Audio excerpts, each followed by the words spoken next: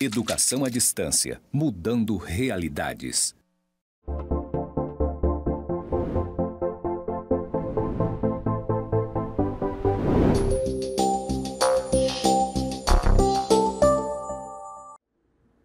Olá, tudo bem? Sou o professor Décio Kerrer Marques e vou lecionar a disciplina de Ética e Cidadania. Estou nos estúdios do campus IFRO Zona Norte, aqui em Porto Velho. Ao fundo há uma parede branca com pontos interligados. À minha direita há dizeres EAD Mudando Realidades. Nesse momento eu porto um blazer preto, uma camisa azul marinho escura, calça preta e sapatos pretos. Vamos então à aula nesta terceira unidade. Nessa disciplina iremos tratar de temas que estão vinculados dentro da ética na modernidade. Evidentemente que nós estamos passando pela toda medieval e vamos focar nos contratualistas, especialmente em Hobbes, Locke e Rousseau. E aí, nesse sentido, eu queria só chamar a atenção já de início para que as características que cada um desses filósofos teóricos apresentaram como condição que garante as ações humanas a partir do Estado moderno. Então, em Hobbes, ele estabelece o medo como garantidor do contrato social, por isso que é o contratualismo, né? Locke parte da concepção da propriedade como garantidora do contrato social, e Rousseau, que é um filósofo mais recente, né, que está mais próximo da Revolução Francesa, enaltece a liberdade como fundamento do contrato social. Então, esses são os parâmetros básicos que nós vamos trilhar sobre o que nós chamamos de contratualismo ou a tese contratualista. E aí, nesse aspecto, eu gostaria de apresentar para vocês já alguns elementos, né, relevantes que aparecerão durante esta temática na terceira unidade dessa disciplina. Bem diferente dos clássicos, em que procuravam na própria realidade da sociedade as condições natural para que tivesse uma sociedade exitosa e dali houvesse também os critérios para um comportamento referencial, um paradigma de comportamento ideal, ético, né? Assim nós podemos olhar para Platão, com a República em Platão, ou em Aristóteles, a partir das concepções que ele foi percebendo que na própria natureza das realidades sociais se despontaria, por exemplo, a questão da justiça comutativa, distributiva, e a aplicabilidade desses elementos que se encontra na finalidade do ato social, teríamos uma sociedade justa e ética. Já para aqui os contratualistas descartam essa possibilidade e entende que tem a obrigação, a necessidade de criar de um modo artificial, a partir da razão, os modelos de uma nova sociedade. Então, esse novo paradigma agora não vai tentar encontrar na dinâmica da natureza os princípios da política e da ética. Por isso que nós não chamamos mais de ética e a sua relação com a natureza, mas a ética agora em sua relação com a razão. E a razão no sentido de criar formas, criar modelos, criar aspectos a partir de bases pensáveis ou mesmo formas, assim como se faz, por exemplo, na linguística com a sintaxe, e cria um arcabouço de formas, né, de modelos, de convenções, assim como se faz também na matemática, assim como se faz na ciência. Veja que nós tivemos o Renascimento no século XV, passa o século XVI, já vem Hobbes, depois Locke, e no século XVII para o século XVIII, nós temos a figura do Rousseau. Então, é esse paradigma. Como criar um modelo de sociedade em que houvesse as bases da justiça e as bases da política e, naturalmente, da ética moderna.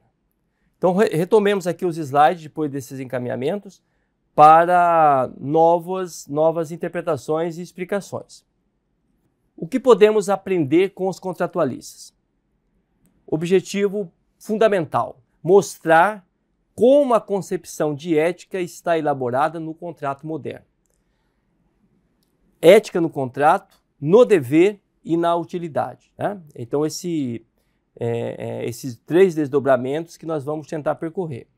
A tese, ou as teses principais dos contratualistas que nós vamos trazer para essa aula é justamente a tese contratualista implica que a ética está sob a regência política, a qual se funda sobre uma relação jurídica e precisa de consenso. Então, 2 coisinhas aí, né?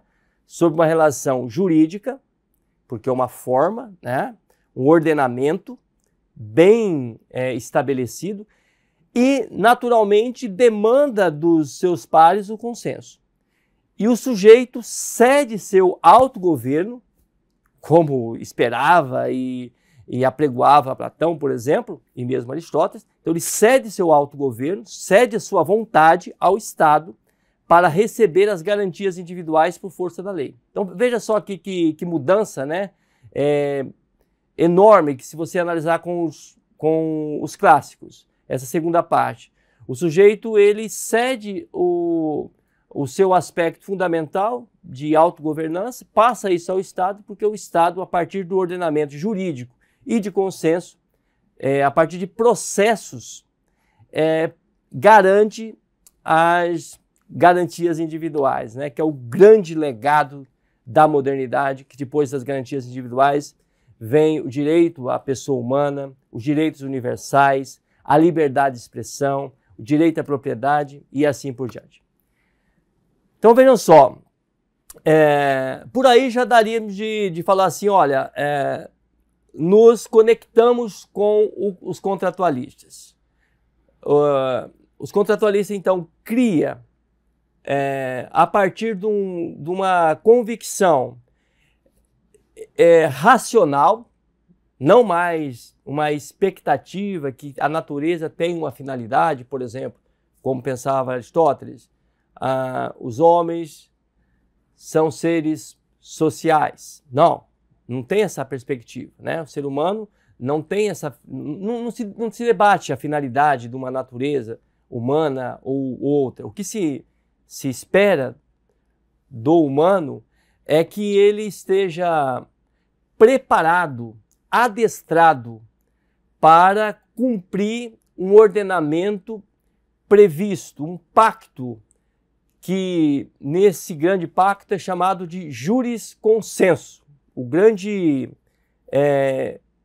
A grande pactuação que vai estabelecer entre todos os membros da sociedade moderna é justamente o jurisconsenso. Claro que é um pacto implícito, ninguém foi lá no cartório e falou, olha, estou disposto a cumprir desde a tenra idade, cumprir as obrigações que cabe à minha participação social. Mas é um pacto implícito. Está vivendo na sociedade moderna, supõe que você vai dar os passos de adestramento dentro de uma configuração consensual. E aí se faz não mais de um modo direto, por exemplo, como também os gregos faziam, outros povos, aqui mesmo no Brasil, nós temos experiências democráticas, por exemplo, o Zumbi do Palmares, os povos indígenas, outras comunidades étnicas, que se fazia de modo direto. Não, agora não é um modo direto. Cria-se, nesse processo de elaboração, para elaborar esse modelo jurídico consensual, se cria uma representação, depois da Revolução Francesa, vai desembocar numa representação política indireta. Então, o Estado governa e nós, como cidadãos, na perspectiva do contratualismo, cedemos as nossas primeiras responsabilidades e assumimos o dever de cumprir esse pacto da legalidade, né? Então esse é um aspecto interessante. E como vai ficar a ideia da justiça? Quem são os principais responsáveis para a aplicabilidade da justiça? Bom, uma vez que nós cedemos o nosso autogoverno para garantir as nossas individualidades, justamente porque na perspectiva, por exemplo, de Hobbes, por natureza, o indivíduo é maldoso, é perigoso, é egoísta. Então, se não houver um regramento do Estado, que o Estado aqui aparece como soberano, para mediar essas relações individuais, se não houver esse aparato estatal da soberania do Estado, nós iríamos cometer uma autodestruição. Locke vai entender que, em razão da necessidade da garantia da propriedade privada, e dentro dessa garantia da propriedade não é só uma coisa que eu vou ter, ou eu vou vender, ou vou ceder. Não, a primeira propriedade é justamente o direito de nós decidirmos sobre o nosso próprio corpo, por exemplo, a nossa identidade, e o direito também de ter posses, né? Então daí nós estamos falando do liberalismo clássico. Então, para garantir a propriedade, o indivíduo vai se tocar e fazer o pacto implícito para aceitar como parte desse contrato as obrigações jurídicas desse ordenamento criado artificialmente, no sentido de criado a partir dos parâmetros racionais modernos. E para Rousseau, esse elemento fundamental que nos apela a gente ceder os nossos impulsos, as nossas vontades a um grande aglomerado de leis, de normas, de referências, é justamente a liberdade. Nós queremos garantir a nossa liberdade pessoal e, por isso, sozinho, a gente não consegue equalizar bem até onde vai a nossa liberdade ou a liberdade do outro. Então a gente precisa justamente de um elemento superior, criado pela própria razão humana, a partir do consenso, que nós chamamos de Estado. Então esses três atributos, o medo em Hobbes, a propriedade em Locke e a liberdade em Rousseau, cria no indivíduo, claro, com possibilidades diferentes, né? Cada um parte de um elemento muito diverso. Propriedade é diferente de medo, que por sua vez ambas são diferentes de liberdade. Mas elas têm a mesma funcionalidade em relação ao contrato social. Qual é? Ela nos obriga a gente fazer pacto de cooperação. Então, para garantir, para superar o medo e a gente acabar se destruindo ao outro, a gente cede e vai abraçar o Estado. Para a gente garantir o direito à propriedade, inclusive a propriedade dos nossos próprios sonhos, de nós mesmos, a gente cede também e cria cooperação com os demais. E a liberdade é a mesma coisa. Para garantir a liberdade, a gente olha para o lado e fala, rapaz, sozinho não é possível. E a gente comanda, permite, cede os impulsos pessoais e se submete aos interesses do Estado, do governo. Assim, então, nós temos o arcabouço elaborado do que nós chamamos de justnaturalismo, ou jurisconsensus. Por que o consenso? Porque, uma vez que é criado racionalmente, então todo mundo vai ter que ceder, né? Não tem aquela liberdade de expressão absoluta no Estado moderno. Mesmo que a gente não tenha consciência dos aspectos legais, implicitamente, né? Implicitamente, a gente já fez esse pacto.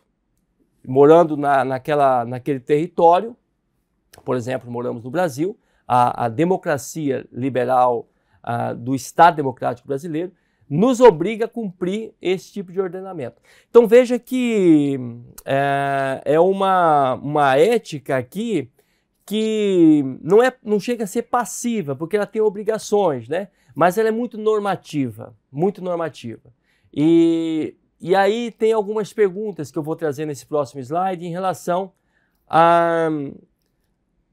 aos problemas postos por conta dessa rigidez normativa que os modernos inovaram, e nós somos continuadores desse paradigma ainda, embora em crise, né? O Estado Democrático de Direito sofre ataques de todos os lados. Uma vez que não tem uma outra coisa melhor, então é importante que não só conhecemos com profundidade o contratualismo, como começamos a entender as novas formas materiais que podem surgir a partir do que foi criado há 2 e 3 séculos. Então vamos para o próximo slide, fazer uma pequena abordagem.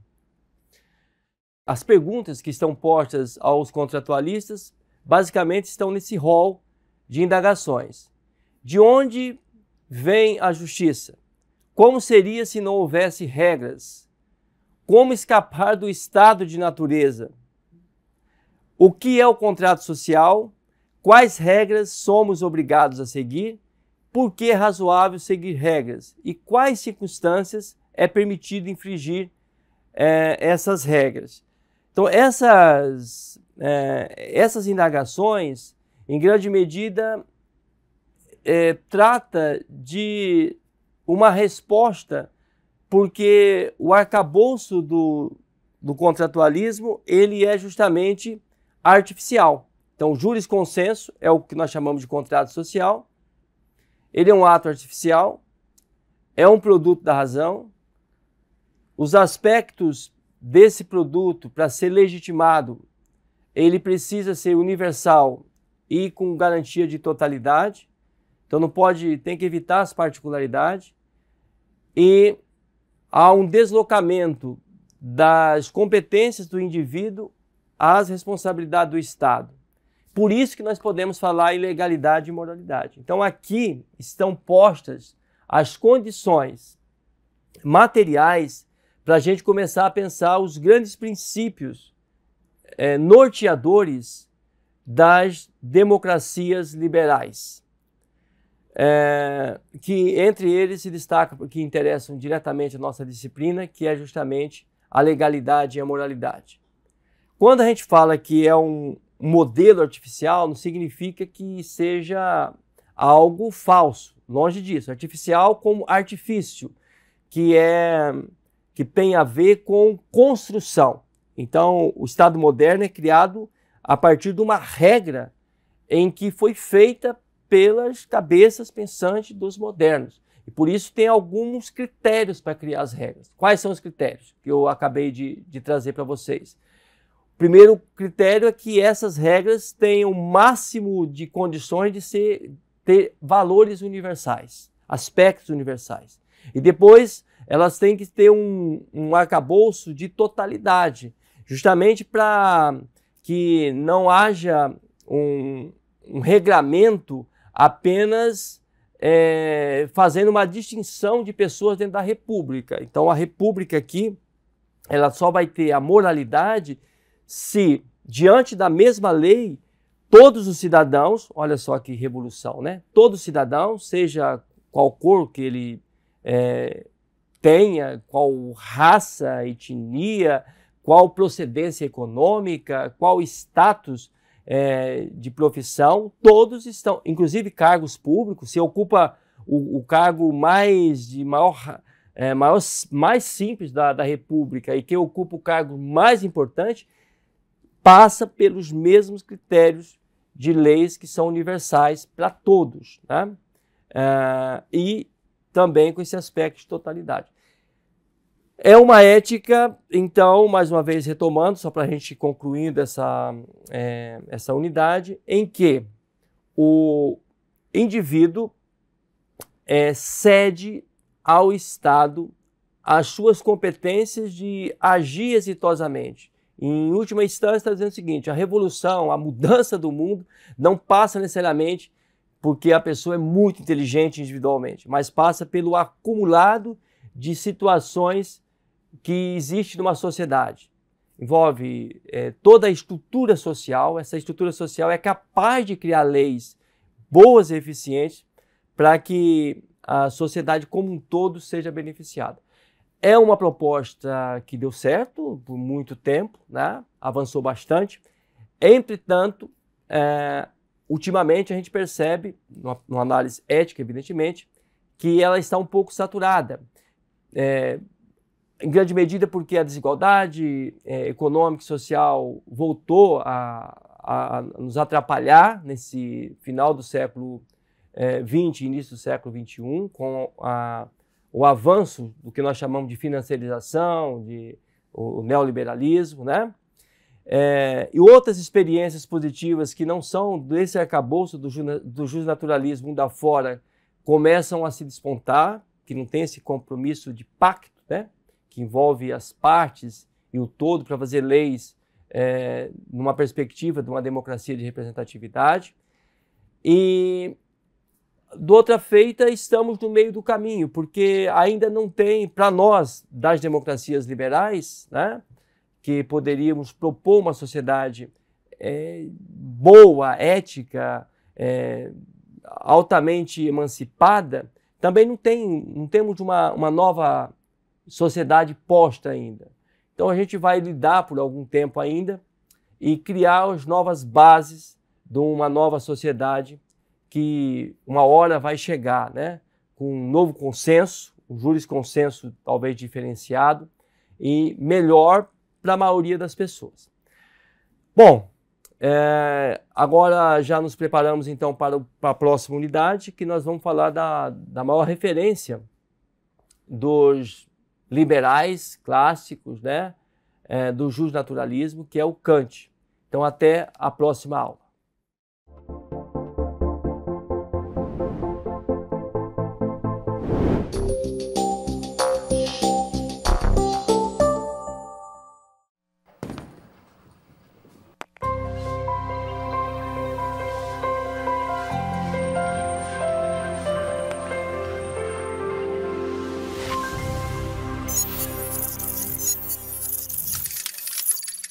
Educação à distância, mudando realidades.